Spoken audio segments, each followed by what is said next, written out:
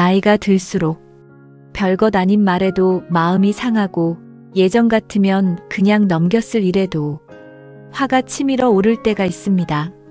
가족이 무심코 던진 말 한마디, 자식의 짧은 대답, 배우자의 잔소리, 이웃의 무례한 태도, 젊은 사람들의 이해 안 되는 행동까지 내가 이렇게까지 화낼 일인가 하고 생각하면서도 이미 말은 세게 나가고 표정은 굳어지고 마음은 오래도록 가라앉지 않습니다. 그런데 여러분, 분노가 올라오는 것은 성격이 나빠서만은 아닙니다.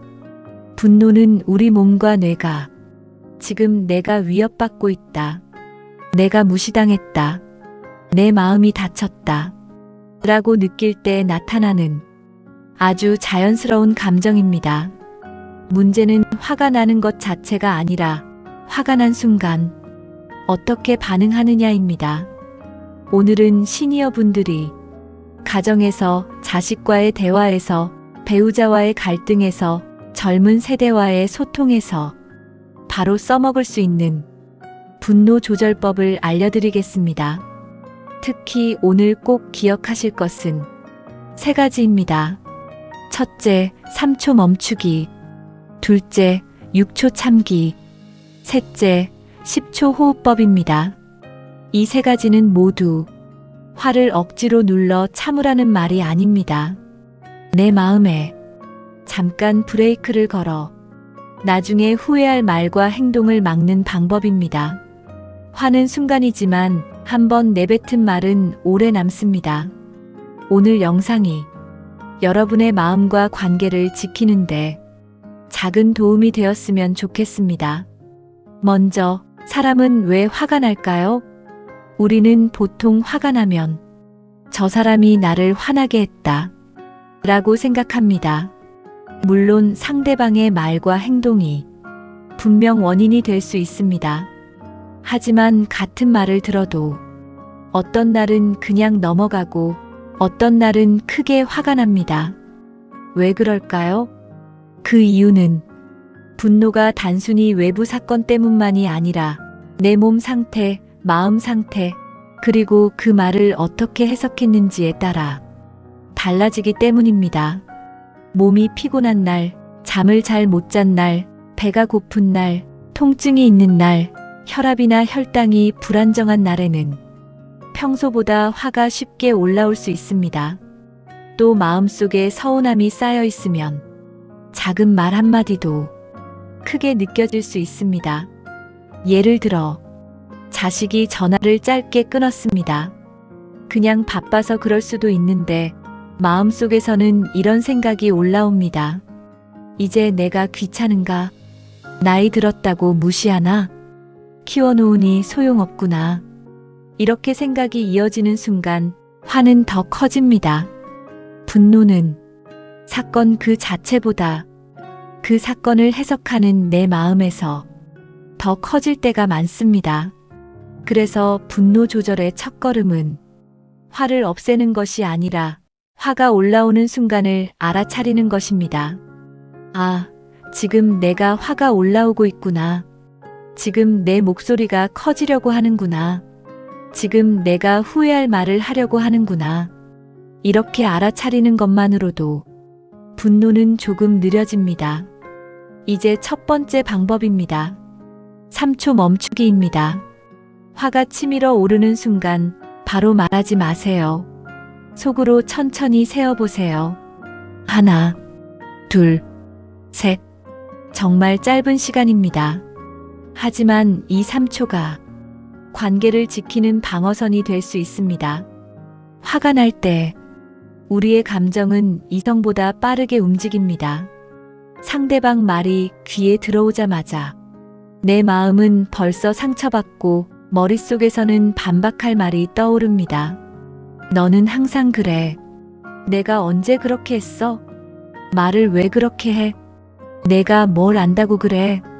이런 말들이 입 밖으로 튀어나오려고 할 때 딱 3초만 멈추는 겁니다. 1, 2, 3. 이 3초는 상대를 이기기 위한 시간이 아닙니다. 나를 지키는 시간입니다. 내가 정말 하고 싶은 말인지 아니면 화가 시켜서 하는 말인지 구별하는 시간입니다. 실제로 가정에서 갈등이 커지는 순간은 대부분 큰 사건 때문이 아닙니다. 말 한마디가 말 한마디를 부르고 목소리가 조금씩 커지고 예전 서운한 일까지 끌고 나오면서 싸움이 커집니다. 처음 3초만 멈췄다면 싸움으로 번지지 않았을 일도 많습니다. 그러니 오늘부터 화가 올라올 때 이렇게 해보세요. 입술을 살짝 다물고 어깨에 힘을 빼고 속으로 세어보는 겁니다. 하나, 둘, 셋. 그 다음 바로 말하지 말고 이렇게 한 문장만 떠올려 보세요. 지금 말하면 후회할 수 있다. 이 한 문장이 여러분의 입을 지켜줍니다. 두 번째 방법은 6초 참기입니다. 많은 분들이 참으면 병된다 라고 말합니다. 맞습니다. 무조건 속으로 꾹꾹 눌러 담는 것은 좋은 방법이 아닙니다. 하지만 여기서 말하는 6초 참기는 평생 참으라는 뜻이 아닙니다. 딱 6초만 반사적으로 터져나가는 반응을 멈추자는 뜻입니다. 화가 날 때 우리 뇌에서는 감정을 담당하는 부분이 먼저 반응합니다. 그리고 이성적으로 판단하고 말과 행동을 조절하는 기능은 조금 늦게 따라옵니다. 그래서 화가 난 직후에는 이 말을 해도 될까? 상대가 어떻게 받아들일까? 나중에 후회하지 않을까? 이런 생각이 잘 되지 않습니다. 일단 쏘아붙이고 나중에 후회하게 됩니다. 그래서 6초가 필요합니다. 화가 올라오면 속으로 천천히 세어보세요. 하나, 둘, 셋, 넷, 다섯, 여섯. 이때 중요한 것은 숫자를 빨리 세면 안 된다는 겁니다. 천천히 마음속으로 낮은 목소리로 세어야 합니다. 그리고 가능하다면 손에 들고 있던 물건을 내려놓고 물 한 모금을 마시거나 시선을 잠시 다른 곳으로 돌려보세요. 이 작은 행동이 분노의 속도를 늦춰줍니다. 화를 잘 다스리는 사람은 화가 없는 사람이 아닙니다. 화가 올라오는 순간 바로 폭발하지 않고 잠깐 멈출 줄 아는 사람입니다. 여기서 중요한 말이 있습니다. 나는 지금 반응하지 않고 선택한다. 상대가 무례하게 말했다고 해서 나도 무례하게 답할 필요는 없습니다. 상대가 목소리를 높였다고 해서 나도 똑같이 높일 필요는 없습니다. 상대가 나를 건드렸다고 해서 내 품격까지 내려놓을 필요는 없습니다. 6초 참기는 상대에게 지는 것이 아닙니다. 내 감정의 운전대를 다시 내가 잡는 것입니다. 세 번째 방법은 10초 호흡법입니다. 이 방법은 아주 간단합니다. 5초 동안 천천히 숨을 들이마시고 5초 동안 천천히 숨을 내쉽니다. 한번 해보겠습니다. 코로 천천히 들이마십니다. 하나, 둘, 셋, 넷, 다섯. 이제 입이나 코로 천천히 내쉽니다. 하나, 둘, 셋, 넷, 다섯. 이렇게 10초입니다. 화가 날 때 우리 몸은 이미 전투 준비를 합니다. 심장이 빨리 뛰고 얼굴이 뜨거워지고 목소리가 커지고 어깨와 턱에 힘이 들어갑니다. 이때 호흡은 짧아집니다. 숨이 짧아지면 몸은 더 긴장하고 몸이 긴장하면 감정은 더 격해집니다. 그래서 반대로 해야 합니다. 숨을 길게 내쉬어야 합니다. 특히 내쉬는 숨을 천천히 하면 몸이 이제 위험하지 않다라고 느끼는데 도움이 됩니다. 10초 호흡법은 화를 없애는 마법은 아닙니다. 하지만 격한 감정의 파도를 한번 낮춰주는 역할을 합니다. 화를 100에서 0으로 만드는 것이 아니라 100에서 70으로, 70에서 50으로 낮춰 내가 말할 수 있는 상태로 돌아오게 해줍니다. 가족과 대화하다가 화가 나면 바로 반박하지 말고 속으로 이렇게 해보세요. 숨 먼저 쉬자. 들이마시고 내쉬고 다시 한번 들이마시고 내쉬고 이 2번이면 20초입니다. 20초만 지나도 처음 튀어나오려던 말과 조금 다른 말을 선택할 수 있습니다. 예를 들어 처음에는 이런 말이 나오려 했을 수 있습니다. 너는 부모한테 말버릇이 그게 뭐냐? 그런데 10초 호흡을 하고 나면 이렇게 바꿀 수 있습니다. 그 말은 내가 좀 서운하게 들린다. 이 2문장은 전혀 다른 결과를 만듭니다. 첫 번째 말은 싸움을 부르고 두 번째 말은 대화를 열어줍니다.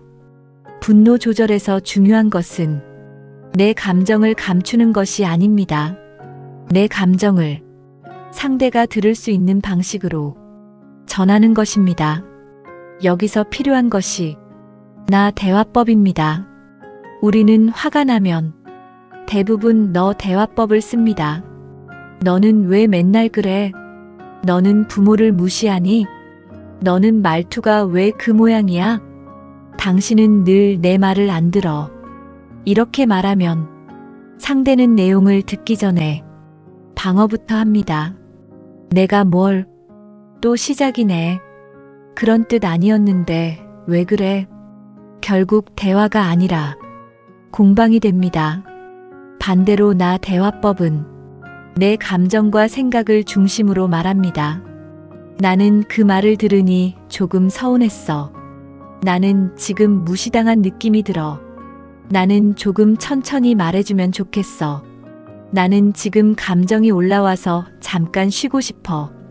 이렇게 말하면 상대가 덜 공격받는 느낌을 받습니다. 물론 상대가 바로 바뀌지는 않을 수 있습니다. 하지만 적어도 싸움이 커질 가능성은 줄어듭니다. 시니어 분들이 특히 조심해야 할 말이 있습니다. 내가 너만 할 때는 말이야. 이 말이 나오면 젊은 세대는 마음의 문을 닫는 경우가 많습니다. 물론 어른의 경험은 소중합니다. 하지만 경험은 상대가 들을 준비가 되었을 때 비로소 지혜가 됩니다. 상대가 원하지 않는데 계속 가르치려 하면 지혜가 아니라 잔소리로 들릴 수 있습니다. 그래서 젊은 세대와 대화할 때는 가르침보다 존중이 먼저입니다. 이때 기억하면 좋은 방식이 있습니다. 먼저 인정하고 그 다음 제안하는 겁니다. 예를 들어 손주나 자녀가 새로운 방식으로 일을 합니다. 내 눈에는 답답해 보입니다. 그때 바로 그렇게 하면 안 돼 라고 말하기보다 이렇게 시작해 보세요.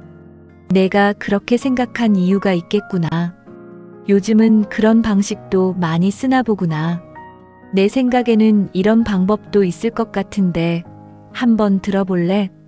이렇게 말하면 상대는 덜 막힙니다. 존중받는 느낌이 들면 조언도 들을 가능성이 커집니다. 품격 있는 어른의 말은 상대를 눌러 이기는 말이 아닙니다. 상대가 스스로 생각하게 만드는 말입니다. 분노 조절에서 또 하나 중요한 것은 말의 길이입니다. 화가 나면 말이 길어집니다. 처음에는 한 가지 문제였는데 나중에는 10년 전 이야기까지 나옵니다. 그때도 그랬지. 예전부터 너는 그랬어. 내가 얼마나 참았는지 알아? 이렇게 과거를 줄줄이 꺼내면 현재 문제는 해결되지 않고 감정만 더 커집니다. 그래서 화가 날수록 말은 짧게 해야 합니다. 한 번에 한 가지 문제만 말하세요. 나는 오늘 내 말투가 서운했어. 나는 지금 목소리가 커지는 게 힘들어. 나는 이 이야기를 조금 있다가 하고 싶어. 짧은 말은 싸움을 줄입니다. 긴 말은 감정을 키웁니다. 특히 시니어 분들은 살아온 세월이 길기 때문에 할 말도 많고 쌓인 이야기도 많습니다. 하지만 대화에서 중요한 것은 내가 얼마나 많이 말했느냐가 아니라 상대가 얼마나 들을 수 있었느냐입니다. 상대가 들을 수 있을 만큼만 짧게 말하는 것이 오히려 더 강한 대화법입니다. 화를 다스리는 네 번째 방법은 자리를 잠깐 벗어나는 것입니다. 이것을 타임아웃이라고도 합니다. 대화가 계속 격해질 것 같으면 그 자리에서 이기려고 하지 마세요. 잠깐 멈추자고 말하세요. 지금은 감정이 올라와서 조금 있다가 이야기하자. 내가 지금 말하면 세게 말할 것 같으니 10분만 쉬고 이야기하자. 이렇게 말하고 물을 마시거나 베란다에 나가거나 화장실에 다녀오거나 잠깐 걷는 것도 좋습니다. 단 자리를 피할 때 문을 쾅 닫거나 상대를 무시하는 태도로 나가면 오히려 갈등이 커집니다. 중요한 것은 도망가는 것이 아니라 대화를 지키기 위해 잠시 쉬는 것입니다. 당신이 싫어서 나가는 게 아니라 좋게 말하려고 잠깐 쉬는 거야. 이렇게 표현하면 더 좋습니다. 다섯 번째 방법은 분노의 신호를 미리 알아차리는 것입니다. 화는 갑자기 폭발하는 것처럼 보이지만 사실 그 전에 신호가 있습니다. 얼굴이 뜨거워진다. 심장이 빨리 뛴다. 목소리가 커진다. 손에 힘이 들어간다. 턱을 꽉 문다. 속으로 같은 말을 반복한다. 어떻게 나한테 이럴 수 있지? 또 시작이네. 이번에는 가만히 안 둔다. 이런 신호가 나타나면 이미 분노가 올라오고 있는 중입니다. 이때 바로 3초 멈추기, 6초 참기, 10초 호흡법을 써야 합니다. 분노가 100까지 올라간 다음에는 조절하기가 훨씬 어렵습니다. 30일 때 알아차리고 50일 때 멈추고 70이 되기 전에 쉬어야 합니다. 여러분도 한번 생각해 보세요. 나는 화가 날 때 몸에서 어떤 신호가 먼저 나타나나요? 목소리가 먼저 커지나요? 가슴이 답답해지나요? 얼굴이 달아오르나요? 말이 빨라지나요? 눈물이 나나요? 내 분노 신호를 아는 사람은 화를 더 잘 다스릴 수 있습니다. 여섯 번째 방법은 생각을 바꾸는 것입니다. 화가 날 때는 생각이 극단적으로 흐르기 쉽습니다. 항상 나를 무시해. 한 번도 내 편을 들어준 적이 없어. 저 사람은 절대 안 바뀌어. 요즘 젊은 사람들은 다 버릇이 없어. 여기서 항상 한 번도 절대 다 이런 말이 마음속에 나오면 분노는 더 커집니다. 이때는 생각을 조금 바꿔야 합니다. 항상 그런 건 아닐 수 있다. 오늘 그 말이 서운했던 것이다. 저 사람도 자기 사정이 있을 수 있다. 나는 이해가 안 되지만 존중은 할 수 있다. 이렇게 생각을 바꾸는 것은 상대가 무조건 옳다는 뜻이 아닙니다. 내 마음이 불에 타지 않도록 기름을 덜 붓는 것입니다. 분노는 상대의 행동보다 내 마음속 해석에서 더 커질 때가 많습니다. 그래서 이렇게 말해보세요. 그럴 수도 있지. 이 말은 포기한다는 뜻이 아닙니다. 상대의 말이 내 마음 깊은 곳까지 들어와 하루를 망치지 못하게 문을 하나 세우는 것입니다. 저 사람은 그렇게 생각할 수도 있다. 하지만 나는 내 마음을 지킬 것이다.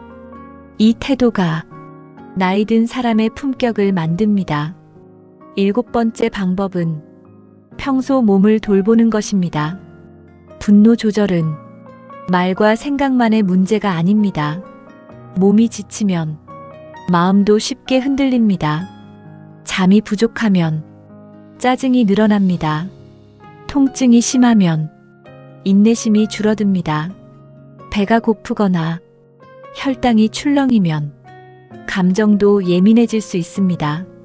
그래서 화가 많아졌다고 느껴질 때는 자신을 탓하기 전에 몸 상태도 살펴봐야 합니다. 요즘 잠은 잘 주무시나요? 식사는 거르지 않으시나요? 통증을 오래 참고 계시지는 않나요? 외로움이 쌓여 있지는 않나요? 하루 종일 집에만 계시지는 않나요? 분노 뒤에는 피로, 외로움, 서운함, 두려움이 숨어 있을 때가 많습니다. 특히 노년에는 역할이 줄어들고 몸이 예전 같지 않고 자녀와의 거리가 달라지면서 마음속에 상실감이 생길 수 있습니다. 이 상실감이 분노의 모습으로 나타나기도 합니다. 그러니 화가 자주 난다면 이렇게 물어보세요. 나는 지금 정말 화가 난 걸까? 아니면 외로운 걸까? 나는 지금 상대가 미운 걸까? 아니면 인정받고 싶은 걸까? 나는 지금 싸우고 싶은 걸까? 아니면 내 마음을 알아달라는 걸까? 이 질문은 분노의 뿌리를 보게 해줍니다. 8번째 방법은 분노 일기를 쓰는 것입니다. 거창하게 쓸 필요 없습니다. 종이에 3가지만 적어보세요. 첫째, 언제 화가 났는가? 둘째, 무슨 말을 들었거나 무슨 일이 있었는가? 셋째, 그때 내 마음속 생각은 무엇이었는가? 예를 들어 이렇게 적습니다. 오늘 저녁 자식이 전화를 빨리 끊었다. 나는 나를 귀찮아하나? 라고 생각했다. 그래서 서운했고 화가 났다. 이렇게 적어보면 내가 어떤 상황에서 반복적으로 화가 나는지 보이기 시작합니다. 어떤 분은 무시당한다고 느낄 때 화가 납니다. 어떤 분은 내 방식이 틀렸다고 들을 때 화가 납니다. 어떤 분은 기다리게 될 때 화가 납니다. 어떤 분은 배우자가 내 말을 대충 들을 때 화가 납니다. 내 분노의 단골 원인을 알면 대비할 수 있습니다. 나는 무시당한다고 느낄 때 예민하구나. 이렇게 알아차리면 다음번에는 바로 폭발하기보다 이렇게 말할 수 있습니다. 방금 그 말이 나를 무시하는 것처럼 들려서 마음이 좀 상했어. 이 말은 싸움을 줄이고 마음을 전달합니다. 9번째 방법은 사과를 빨리 하는 것입니다. 분노 조절을 잘한다고 해서 한 번도 화내지 않는 사람은 없습니다. 누구나 실수합니다. 문제는 화낸 뒤에 어떻게 하느냐입니다. 나이가 들수록 사과가 어려워질 수 있습니다. 내가 어른인데 왜 사과해? 내가 틀린 말한 것도 아닌데. 자식이 먼저 잘못했는데. 이런 마음이 올라올 수 있습니다. 하지만 사과는 내가 전부 잘못했다는 뜻이 아닙니다. 내가 한 말 중 상대에게 상처가 된 부분은 인정하겠다는 뜻입니다. 이렇게 말해보세요. 아까 내가 목소리를 높인 건 미안하다.